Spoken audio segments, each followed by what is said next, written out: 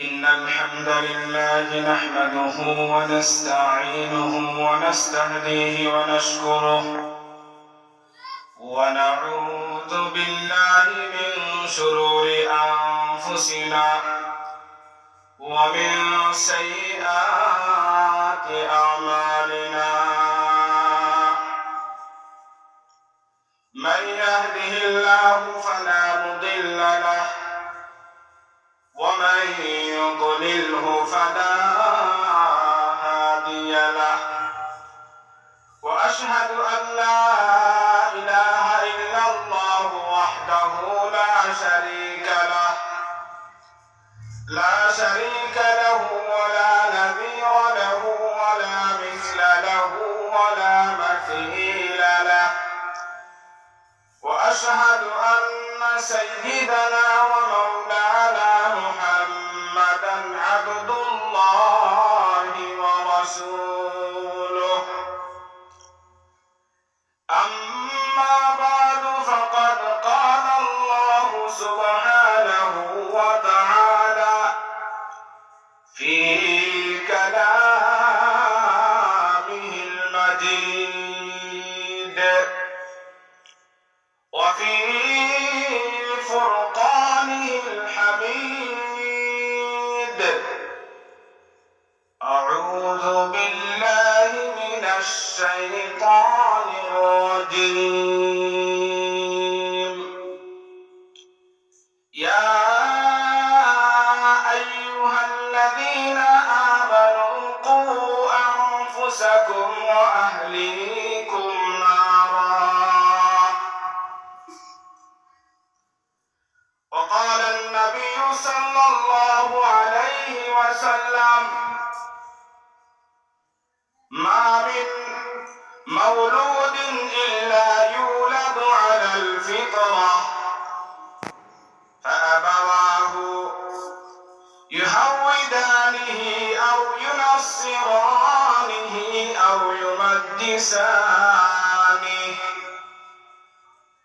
أو كما قال النبي صلى الله عليه وسلم আমি আপনাদের সামনে মহাগ্রন্থ আল কোরআন আযীম থেকে একটা আয়াতের কিছু অংশ তেলাওয়াত করেছি। বিশ্বনবী মুহাম্মদুর রাসূলুল্লাহ সাল্লাল্লাহু আলাইহি ওয়াসাল্লামের অসংখ্য অগণিত হাদিসের ভান্ডার থেকে এখানে হাদিস পাঠ করেছি। আয়াত এবং হাদিসের আলোকে আপনাদের সামনে কিছু কথা বলার চেষ্টা করব ইনশাআল্লাহ। যেই বিষয় নিয়ে আমি আলোচনা করব সেই বিষয়টা আগে আমাদের জানার প্রয়োজন। বিষয়টা হচ্ছে সন্তানের হক সম্পর্কে। সন্তানের প্রতি মা বাবার কি ধরনের অধিকার, মা বাবার কি ধরনের হক, এই সম্পর্কে আলোচনা করার চেষ্টা করব। সন্তান যদি সুসন্তান না হয়, ওই সন্তান মা বাবার জন্য কাল হবে, দুনিয়ার ক্ষেত্রেও তার জন্য বোঝা হবে, পরকালের জন্য মা বাবার জন্য এই সন্তান হয়তো জাহান্নামের কারণ হবে অথবা জান্নাতের কারণ হবে। মা বাবা যদি সন্তানকে সুসন্তান হিসাবে গড়ে তুলতে পারে, এই সন্তানের কারণে মা বাবা পরকালে জান্নাতের মালিক হতে পারবে। যদি তাদেরকে সুসন্তান হিসাবে গড়ে তুলতে না পারেন, ওই সন্তানের কারণেই মা বাবা জাহান্নামের অধিকারী হবে। একজন মা এবং বাবা যদি তার সন্তানকে সুসন্তান হিসাবে গড়ে তোলেন, এই সন্তান যখন তিনি কোরআনের তেলাওয়াত শিক্ষা দেন, সন্তান যখন কোরআনের শিক্ষা অর্জন করে, সন্তান যখন কোরআন পড়ে, বিসমিল্লাহর শিক্ষা যখন সন্তানকে দিবে, ওই সন্তান যখন দুনিয়ায় বসে বিসমিল্লাহ পড়বে, কোরআন তেলাওয়াত করবে, তার মা বাবা যদি কবরের মধ্যে থাকেন, এই কবরে থাকা অবস্থায় যদি তাদের কোনো আযাব সন্তানের দুনিয়ায় তেলাওয়াত করার কারণে, বিসমিল্লাহ পাঠ করার কারণে রব্বুল আলামিন তার কবরের আযাবকে বন্ধ করে দিবেন। সুবহানাল্লাহ। এইজন্য সন্তান মা বাবার জন্য, একটা পরিবারের জন্য বহুত বড় এক নিয়ামত। এই নিয়ামতটা আপনি আমি বুঝবো কেমনে? যাদের সন্তান নেই তারাই বুঝতেছে সন্তান কত বড় নিয়ামত। একটা পরিবার, একটা ফ্যামিলির জন্য সন্তান খুব বড় একটা নিয়ামত। যাদের সন্তান সন্ততি নেই ওই সমস্ত লোকেরাই বুঝতে পারে সন্তানের কদর। এই জন্য সন্তান যাদেরকে আল্লাহ পাক দান করেন, এটা আল্লাহ পাক রব্বুল আলামিনের মেহেরবানি আর দয়া। আল্লাহ পাক কাউকে সন্তান দান করবেন, আবার কাউকে নিঃসন্তান অবস্থায় রাখবেন, আবার কাউকে ছেলে সন্তান দান করবেন, কাউকে মেয়ে সন্তান দান করবেন, কাউকে ছেলে এবং মেয়ে উভয় ধরনের সন্তান দান করবেন, কাউকে সব ধরনের সন্তান থেকে আল্লাহ পাক বিরত রাখবেন। এটা আল্লাহ পাক রব্বুল আলামিনের মেহেরবানি। তাহলে আল্লাহ পাক রব্বুল আলামিন যদি আপনাকে আমাকে সন্তানের মালিক বানান, এই সন্তানটাও আপনার আমার পরীক্ষার কারণ হয়ে যাবে। এই সন্তানের কারণে আপনি আমি প্রশ্নের সম্মুখীন হব, পরকালের ময়দানেও আপনি আমি প্রশ্নের সম্মুখীন হব। আপনি আমি যদি সন্তানটাকে কোরআনের শিক্ষায় শিক্ষিত না করি, আপনি আমি যদি আমার সন্তানটাকে সুনাগরিক, সুসন্তান হিসাবে গড়ে তুলতে না পারি, পরকালের ময়দানে হাসরের মাঠে যখন তার বিচার হবে, বিচার কার্য যখন পরিচালিত হবে, ওই সময় সন্তান আল্লাহর কাছে তার মা এবং বাবার ব্যাপারে অভিযোগ দায়ের করবে। আল্লাহর আদালতে বিচার দিয়ে দিবে, বলবে আল্লাহ আপনি আমার মা বাবাকে আমার সামনে আনুন, আমি তাদেরকে দেখতে চাই। ওই সমস্ত মা বাবারা আমাকে সুসন্তান হিসাবে গঠন করে নাই, তারা আমাকে সুসন্তান হিসাবে বানায় নাই, এজন্য তো আমি জাহান্নামে যাব। তাহলে আগে আমি তাদেরকে দেখি, তাদের বুকের উপর পা দিয়ে আমি জাহান্নামে যেতে চাই। নাউযুবিল্লাহ। তাহলে যেই সন্তান আল্লাহ পাক আপনাকে আমাকে দান করবেন, যেই সন্তানের মালিক আপনাকে আল্লাহ পাক বানাইলেন, ওই সন্তানকে যদি আপনি আমি সুসন্তান হিসাবে গঠন করতে না পারি, তাহলে পরকালের ময়দানে আল্লাহর আদালতে এই সন্তান আপনার আমার বিরুদ্ধে মামলা দায়ের করে দিবে। বাবা এবং মায়ের বিরুদ্ধে মামলা দায়ের করবে, আল্লাহ আমাকে তো আমার বাবা মা তারা কোনো শিক্ষা দেয় নাই, তারা সুসন্তান হিসাবে আমাকে গঠন করে নাই, আমি দুনিয়ায় থাকা অবস্থায় কিভাবে তোমার হুকুম পালন করব, কিভাবে তোমার হুকুম মতো আমার জীবনটা পরিচালনা করব, সেই বিষয় সম্পর্কে তারা আমাকে তো কোনো কিছু বলে নাই। তাহলে যেহেতু তারা আমাকে এই সম্পর্কে কোনো শিক্ষা দেয় নাই, তাহলে আগে তাদেরকে আমার সামনে নিয়ে আসুন, তাদের বুকের মধ্যে পাড়া দিয়ে আমি জাহান্নামে যাব। এমনকি বাবা আল্লাহ আমার মা বাবাকে আপনি জাহান্নামের মধ্যে নিয়ে যান, জাহান্নামের মধ্যে নিয়ে যান। এজন্য মা বাবার সংস্রবে থেকে একটা সন্তান সুসন্তান হয়ে গড়ে ওঠে। বিশ্বনবী মুহাম্মদুর রাসূলুল্লাহ সাল্লাল্লাহু আলাইহি ওয়াসাল্লাম বলেন, মা মিন মাউলুদিন ইল্লা ইউলাদু আলাল ফিতরা। বিশ্বনবী বলেন, প্রত্যেক নবজাতক সন্তান যখন জন্মগ্রহণ করে ফিতরতে ইসলামের উপর জন্মগ্রহণ করে, অতঃপর মা বাবার সংস্রবে পড়ে, মা বাবার সাথে থেকে ওই সন্তানটা মা বাবার আসর, মা বাবার প্রভাব তার উপর পড়ে। মা বাবা হয়তো তাকে ইহুদি বানায়, মা বাবা হয়তো তাকে খ্রিস্টান বানিয়ে ফেলে, মা বাবা হয়তো তাকে মাজুসি, তাকে অগ্নি পূজারী বানিয়ে থাকে।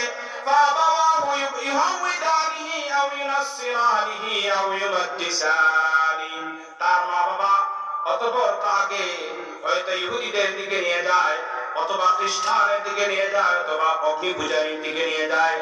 তাহলে প্রত্যেক সন্তান নবজাতক নতুন যখন জন্মগ্রহণ করে, সন্তান ফিতরতে ইসলামের উপর জন্মগ্রহণ করে, অতঃপর তার মা বাবা তাকে অন্য ধর্ম ফিতরতে ইসলাম থেকে অন্যর দিকে নিয়ে যায়। মা বাবা যদি ইসলামের দিকে থাকে তাহলে সন্তানটা ইসলামের দিকে যায়। মা বাবা যদি ইহুদি হয়, সন্তান ইহুদি হয়। মা বাবা যদি খ্রিস্টান হয় সন্তানও খ্রিস্টানদের দিকে ধাবিত হয়, মা বাবা যদি অগ্নি পূজারী হয় সন্তানটাও অগ্নি পূজারীর দিকে ধাবিত হয়, মা বাবা যদি ভালো হয় সন্তানটাও ভালো হয়, মা বাবা যদি নেককার হয় সন্তানটাও নেককার হয়, মা বাবা যদি খারাপ চরিত্রের হয় সন্তানটাও খারাপ চরিত্রের হয়। এই জন্য মা বাবার অনেক দায়িত্ব রয়েছে সন্তানের উপর, অনেক দায়িত্ব রয়েছে, অনেক হক রয়েছে। সন্তানের উপর প্রাপ্য সে তার মা বাবার কাছ থেকে পাবে।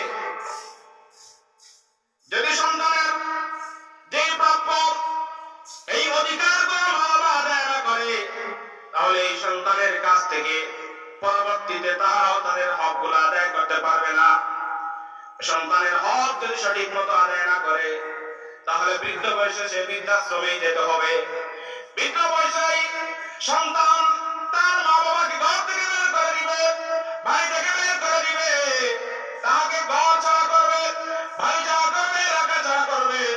যদি সন্তানকে সে সুসন্তান হিসাবে গঠন না করে তোলে, আর যদি কোনো মা বাবা তার সন্তানকে সুসন্তান হিসাবে গড়ে তোলে তাহলে ওই সন্তান কখনো তার মা বাবার নাফরমানি করবে না, ওই সন্তান মা বাবার সাথে কোনো বেয়াদবির আচরণ করবে না, খারাপ আচরণ করবে না।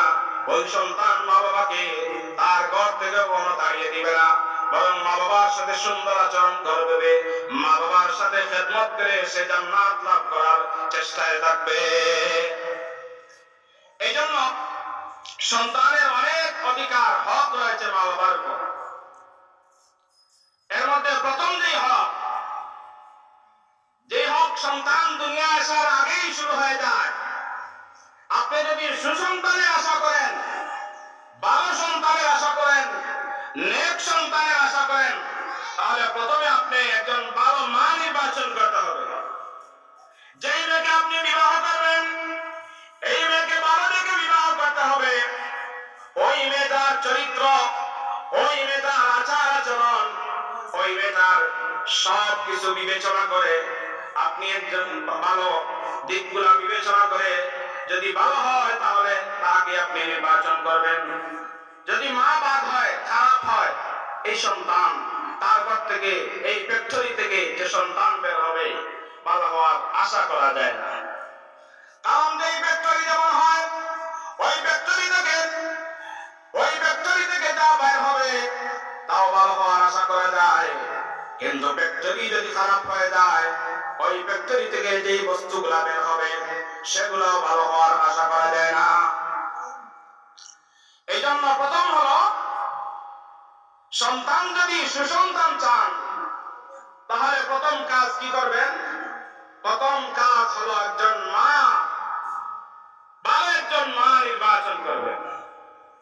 এই জন্য যারা এখনো বিবাহ করেন নাই, বিবাহ করতে গেলে দিনদার ভালো একজন মা, ভালো একজন মেয়েকে বিবাহ করবেন।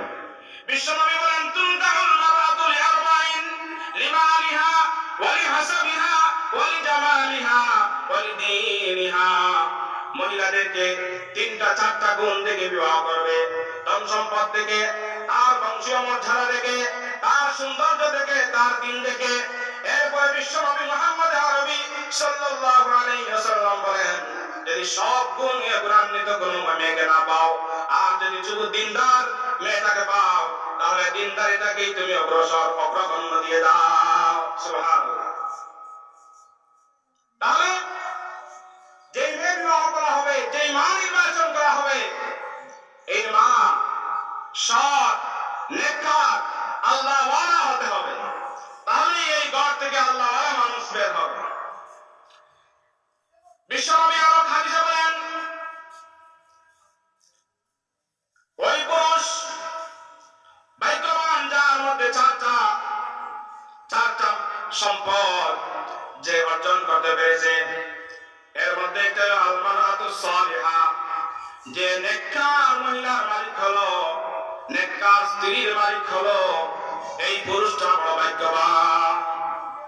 সবচেয়ে অভাগ্যবান, দুর্ভাগ্য এই পুরুষের, যেই পুরুষের একজন নেককার স্ত্রী পেল না, সে খারাপ চরিত্রের কোন স্ত্রী পেল, তাহলে বিশ্বনবী বলেন সে হচ্ছে সবচাইতে হতভাগা, সে তার হলো দুর্ভাগা। কিন্তু যেই মানুষের একজন নেক স্ত্রী থাকে, রাসূল করিম সাল্লাল্লাহু আলাইহি ওয়াসাল্লামের ভাষ্য অনুযায়ী এই লোকটা বড় ভাগ্যবান। সুবহানাল্লাহ। এই জন্য প্রথম সুসন্তান যদি চায়, প্রথম কাজ কি করতে হবে? একজন ভালো মহিলা দেখে বিবাহ করতে হবে, মা নির্বাচন করতে হবে। এবার প্রশ্ন আসতে পারে, অনেক বৃদ্ধ বাবারা আছেন, আমরা তো এখন আর সুযোগ নেই বিবাহ করা, তাহলে আমরা কি করব? আমাদের জন্য আল্লাহ পাক রব্বুল আলামিন দোয়া শিখিয়ে দিয়েছে। যারা বিবাহ করে ফেলেছেন, অন্য বিবাহ করার চিন্তা নাই, আপনার স্ত্রী কিভাবে নেককার হবে, এজন্য বিশ্বনবী মুহাম্মদুর রাসূলুল্লাহ সাল্লাল্লাহু আলাইহি ওয়াসাল্লাম কোরআনের মধ্যে আল্লাহর বাণী আমাদেরকে শুনিয়ে দিয়েছেন। এই কোরআনের মধ্যে আল্লাহ পাক রব্বুল আলামিন বলেছেন, এই দোয়া তুমি সর্বদা করো, রব্বানা হাব লানা মিন আজওয়াজিনা ওয়া যুররিয়াতিনা কুররাতা আয়ুনিন ওয়াজআলনা লিল মুত্তাকিনা ইমামা। সুবহানাল্লাহ। আল্লাহ পাক রব্বুল আলামিন বলেন, তুমি তোমার স্ত্রীদের জন্য অনেক খোয়াকের জন্য আল্লাহর কাছে দোয়া করো। সন্তান যাদের হয়ে গেছে, মনে মনে বলবেন, এবার এগুলাকে নেক সন্তান কিভাবে বানাবো? আপনি বেশি বেশি দোয়া করেন, আল্লাহ পাক আপনার স্ত্রীকে নেককার বানিয়ে দিবেন। আপনার সন্তানদেরকে আল্লাহ পাক নেককার বানিয়ে দিবেন, সুসন্তান হিসাবে বানিয়ে দিবেন। কি দোয়া? রব্বানা হাব লানা মিন আজওয়াজিনা ওয়া যুররিয়াতিনা কুররাতা আয়ুন ওয়াজআলনা লিল মুত্তাকিনা ইমামা। এই তো আমরা বেশি বেশি করব। যার মর্ম কি? আপনি আল্লাহর কাছে দোয়া করলেন, আয় আল্লাহ, আপনি আমার স্ত্রীদের, আপনি আমার সন্তানদেরকে প্রত্যেককে আমার চোখের ঠান্ডক হিসাবে বানিয়ে দাও, যাদের আচার আচরণ দেখে আমি সন্তুষ্ট হই, যারা তোমার দিন অনুযায়ী চলে, যারা তোমার ধর্ম অনুযায়ী জীবন পরিচালনা করে। এই জন্য এই দোয়া করব। আরো সহজ দোয়া আল্লাহ পাক আমাদেরকে শিখিয়ে দিয়েছেন, আরো সহজ মেডিসিন আল্লাহ পাক দিয়েছেন, যেহেতু আমরা সবাই পারি। আমার সাথে বলুন, রব্বানা আতিনা ফিদ দুনিয়া হাসানাহ ওয়া ফিল আখিরাতি হাসানাহ ওয়া কিনা আযাবান নার। আয় আল্লাহ, আমাকে দুনিয়ার কল্যাণ দান করো, আখিরাতের কল্যাণ দান করো, জাহান্নামের কঠিন শাস্তি থেকে আপনি আমাকে বাঁচাও। মুফাসসিরিন লিখেন, এই আয়াতে হাসানা কল্যাণ বলতে সব ধরনের কল্যাণ অন্তর্ভুক্ত। সুতরাং নেক সন্তান, নেক স্ত্রী পাওয়া, এটাও বড় কল্যাণের বিষয়। এই জন্য নেক সন্তান, নেক স্ত্রী যারা চায়, তারাও যদি এই দোয়া করে, রব্বুল আলামিন তাদের ভাগ্যে নেক সন্তান দান করবেন, নেক স্ত্রীর ব্যবস্থা করে দিবেন। সুবহানাল্লাহ। আর যারা বিবাহ করে ফেলেছেন, আল্লাহ পাক এই দোয়া যদি পড়ে, আল্লাহ পাক তাদের স্ত্রীদেরকে এবং তাদের সন্তানদেরকে নেককার বানিয়ে দিবেন। তাহলে নাম্বার 1, প্রথম কাজ কি? প্রথম কাজ হলো একজন মা নির্বাচন করতে, ভালো দেখে মা নির্বাচন করা।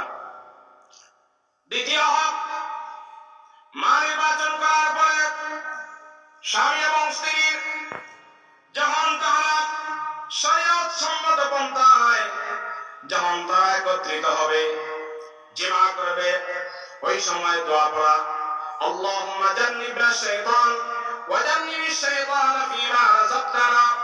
এই দোয়া যদি পড়ে বিশ্বনবী মুহাম্মদুর রাসূলুল্লাহ সাল্লাল্লাহু আলাইহি ওয়াসাল্লাম বলেন, এই দোয়ার মাধ্যমে আল্লাহ পাক রব্বুল আলামিন তাদের কাছ থেকে শয়তানকে দূরে সরিয়ে দেন, এবং এই জিমা সহবাসের মাধ্যমে তাদের ভাগ্যে যদি কোনো সন্তান হয়ে থাকে, এই সন্তানটাকে আল্লাহ পাক শয়তানের সকল কুমন্ত্রণা থেকে আল্লাহ পাক রব্বুল আলামিন হেফাজত করেন। সুবহানাল্লাহ।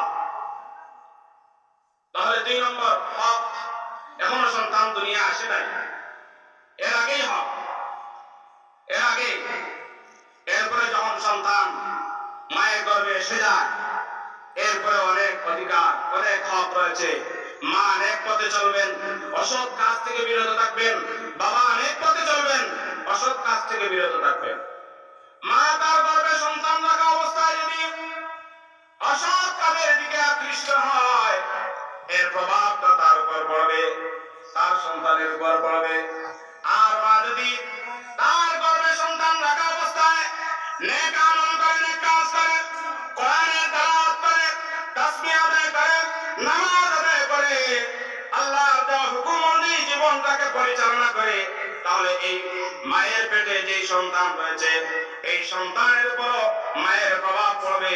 এই সন্তান যখন দুনিয়ায় ভূমিষ্ঠ হবে, ওই সন্তান আল্লাহওয়ালা হবে, দিনদার হবে, পরহেজগার হবে, মুত্তাকি হবে। আল্লাহওয়ালা আমার সন্তানকে নেককার বানা, আমাদের সবার আশা। হুজুর দোয়া করবেন আমার সন্তানটা যেন ভালো হয়। এর আগে আপনি কি করলেন এগুলার কোনো খবর নেই। সন্তানের মা নির্বাচন করার সময় ওই সময় কি আপনি মাস ভালোভাবে নির্বাচন করেছিলেন? এর আগে যে হকগুলা রয়েছে এগুলাতে আপনি পালন করেছেন? আপনি মা থাকা অবস্থায় আপনার মায়ের যখন সন্তান, আপনার গর্ভে যখন সন্তান ছিল, ওই সন্তান যখন আপনার গর্ভে ছিল ওই সময় আপনি কি করেছিলেন? বাইয়ামপুরি আল্লামা মুশাহিদ বাইয়ামপুরির মতো মানুষ বের হবে যদি আল্লামা মুশাহিদ বাইয়ামপুরির মায়ের মতো মা হয়। শেখ রেঙ্গা রহমতুল্লাহ আলাইহি যেই মায়ের ঘরে জন্মদান করেছেন এই মায়ের মতো যদি মা হয়, তাহলে সেই মায়ের ঘরে শেখ রেঙ্গা রহমতুল্লাহ এর মতো মানুষ জন্ম লাভ করবে, আল্লামা গহরপুরির মতো মানুষ জন্ম লাভ করবে, যদি মা সঠিক হন, দিনদার হয়ে থাকে। ইতিহাস তালাশ করে দেখেন, এই সমস্ত আল্লাহওয়ালা বুজুর্গ রয়েছেন তাদের ইতিহাসগুলো আপনারা খুব তালাশ করে দেখবেন, দেখবেন তাদের বাবা মার অবস্থা কি ছিল, মায়ের চরিত্র কেমন ছিল, মা কেমন দিনদার ছিলেন। এই জন্য আমি বলেছিলাম ফ্যাক্টরি যেমন হবে তার কাছ থেকে এই ফ্যাক্টরি থেকে যা বের হবে তাও তেমন হবে। তাহলে সন্তানের দুইটি হক আমি আলোচনা করলাম। এবার আসুন সন্তান ছেলে হোক অথবা মেয়ে হোক, যে কোনো ধরনের সন্তান হোক, তার ডান কানে আযান দিবেন আর বাম কানে ইকামত দিবেন। عن ابي رافع عن ابيه قال رايت رسول الله صلى الله عليه وسلم اذن في اذن الحسن بن علي رضي الله تعالى عنه حين ولدته فاطمه بالصلاه। হযরত আবু রাফি রাদিয়াল্লাহু তাআলা আনহু বলেন, আমি স্বয়ং রাসূল করিম সাল্লাল্লাহু আলাইহি ওয়াসাল্লামকে দেখেছি, তিনি হযরত হাসান বিন আলী, হযরত আলী রাদিয়াল্লাহু তাআলা আনহুর ছেলে, হযরত ফাতেমা রাদিয়াল্লাহু তাআলা আনহার ছেলে হাসানের কানে তিনি আযান দিচ্ছেন। কে দিয়েছেন আযান? কখন? যখন ফাতেমা রাদিয়াল্লাহু তাআলা আনহা হযরত হাসানকে, হাসান রাদিয়াল্লাহু তাআলা যখন ফাতেমার কুল থেকে, ফাতেমার পেট থেকে বের হলেন, অর্থাৎ যখন জন্ম লাভ করলেন, তখন রাসূল করিম সাল্লাল্লাহু আলাইহি ওয়াসাল্লাম হাসানের কানে আযান দিয়েছিলেন বিসসালাহ, নামাজের আযানের মতো। এইজন্য সন্তান ভূমিষ্ঠ হওয়ার পরে সন্তানের মা বাবার হক হলো সন্তানের ডান কানে আযান, বাম কানে ইকামত দেওয়া, চাই সন্তান ছেলে হোক অথবা মেয়ে হোক। এই আযান এবং ইকামত দেওয়ার মাধ্যমে কি লাভ হবে? সন্তান যখন দুনিয়ার মধ্যে ভূমিষ্ঠ হবে ওই সময় সন্তানের কাছে ওই সময় শয়তান কুমন্ত্রণা দেওয়ার চেষ্টা করে। যখন আল্লাহু আকবারের বাণী তার কানে যাবে, শয়তান দূরে সরে যাবে, ওই শয়তান তাকে আর পাকড়াও করতে পারবে না। আরেকটা কারণ হলো যখন ভূমিষ্ঠ হবে, ভূমিষ্ঠ হওয়ার পরেই যখন তার কানে তাওহীদের বাণী পৌঁছানো হয়, ওই সন্তান মরার আগ পর্যন্ত, কিয়ামত পর্যন্ত আল্লাহকে স্বীকার করেওয়ালা সন্তান হবে। ওই সন্তান নাস্তিক হবে না, ওই সন্তান বেঈমান হবে না, ওই সন্তান আলিম ওলামাদের নাফরমান হবে না, আলিম ওলামাদের বিরুদ্ধাচরণকারী হবে না। এইজন্য সন্তানের 3 নম্বর যে হক, তার ডান কানে আযান আর বাম কানে কি? ইকামত।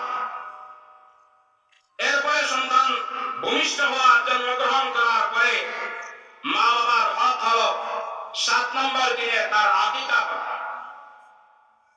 সম্ভব হলে আকিকা করা। আকিকা করলে সন্তান সুসন্তান হবে। আকিকার মাধ্যমে সন্তানের ভবিষ্যৎ ভালো হবে। এই জন্য আকিকা, ছেলে হলে 2টা বকরি আর মেয়ে হলে 1টা। যদি ছেলে হলে 1টাও সম্ভব হয়, 2টা সম্ভব না হয়, 1টা দেওয়া হলে যথেষ্ট। আকিকা তার সন্তান জন্মের সপ্তম দিনে করবেন, এটা সবচেয়ে উত্তম। সম্ভব না হয় 14 নম্বর দিন, সম্ভব না হয় 21 নম্বর দিন। এরপরে যদি না পারেন তাহলে যে কোনো একদিন আদায় করলে আদায় হবে, আকিকাটা করা ভালো। এরপরে ওই দিন সন্তানের মাথা মুন্ডানো হবে, আর ওই চুলকে ওজন করা হবে। ওজন করার পরে চুলের সমপরিমাণ রূপাকে আল্লাহর রাস্তায় দান করতে হবে, অথবা তার মূল্যকে দান করতে হবে, যার মাধ্যমে আল্লাহ পাক রব্বুল আলামিন আপনার সন্তানকে সব ধরনের বিপদ আপদ থেকে হেফাজতে রাখবেন। সুবহানাল্লাহ। আর কি আরেকটা হক, তার সুন্দর নাম রাখা। আজকাল সন্তানের নাম দেখলে খুবই কষ্ট লাগে। মুসলমানের পরে সন্তান নাম রাখে হিন্দু, হিন্দুদের নাম, বৌদ্ধদের নাম, ইহুদি খ্রিস্টান বিধর্মীদের নামে নাম রাখে, নায়িকার নাকে নাম রাখে, আর গায়কের নাকে নামে নাম রাখে। অথচ তার উচিত ছিল তারপরে সন্তান লাভ করেছে, এই সন্তান সুসন্তান যদি চায় তাহলে একজন ভালো মানুষের নামে নাম রাখা, সুন্দর অর্থবোধক নামে নাম রাখা। এর অনেক গুরুত্ব রয়েছে। এই জন্য বিশ্বনবী মুহাম্মদ আরবি সাল্লাল্লাহু আলাইহি ওয়াসাল্লামের দরবারে অনেক মানুষ যখন আসতো, নাম জিজ্ঞাসা করতেন, যখন তার নামের অর্থ খারাপ হতো, রাসূল করিম সাল্লাল্লাহু আলাইহি ওয়াসাল্লাম তার নাম পরিবর্তন করে সুন্দর নাম রেখে দিতেন। এই জন্য আমরা কি করতে হবে?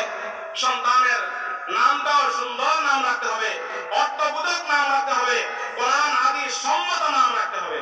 নামের আসর প্রভাব রয়েছে, খারাপ নাম রাখলে এর প্রভাব আপনার সন্তানের উপর পড়বে। সুন্দর নাম যদি রাখেন তাহলে এর প্রভাব আপনার সন্তানের উপর পড়বে। এই জন্য আমরা আমাদের সন্তানদের প্রতি যে হক, সুন্দর নামটাও সুন্দর রাখতে হবে। এরপরে মা বাবার যে হক হলো সন্তানের প্রতি, সন্তান যেটা মা বাবার কাছ থেকে আশা করে সেটা হলো, সন্তান যখন আপনার কোন কথা বলার শক্তি অর্জন করে ওই সময় তাকে সর্বপ্রথম তাওহীদের বাণী পৌঁছানো, আশহাদু আল্লা ইলাহা ইল্লাল্লাহ ওয়া আশহাদু আন্না মুহাম্মাদান আবদুহু ওয়া রাসূলুহু, কালিমা পড়া, লা ইলাহা ইল্লাল্লাহ মুহাম্মাদুর রাসূলুল্লাহ, এই ধরনের বাণী তার কানে পৌঁছানো। এই ধরনের বাণী তার কানে পৌঁছানোর মাধ্যমে তাকে তাওহীদের দিকে আহ্বান করা, রিসালাতের দিকে আহ্বান করা।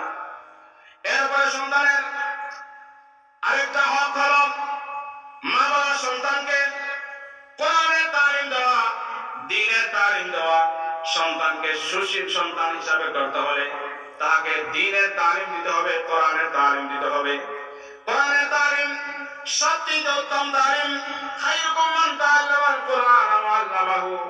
আল্লাহ রাসূল বলেন, যারা কোরআন শিক্ষা করে এবং অন্যকে শিক্ষা দেয়, এরাই হচ্ছে সবচেয়ে উত্তম, সবচেয়ে শ্রেষ্ঠ। তাহলে আপনি আমি আমার সন্তানকে দ্বীনের শিক্ষায় শিক্ষিত করা, দ্বীনের লাইনে তাকে গড়ে তোলা। যদি সন্তানকে মূল থেকে দ্বীনের লাইনে গড়ে তুলতে পারি, ওই সন্তান কখনো মা বাবার নাফরমানি করবে না, ওই সন্তান কখনো নাস্তিক হবে না, ওই সন্তান কখনো আল্লাহর ওয়াহদানিয়ত নিয়ে কথা বলবে না, ওই সন্তান কখনো ইসলামের বিরুদ্ধে কটু কথা বলবে না।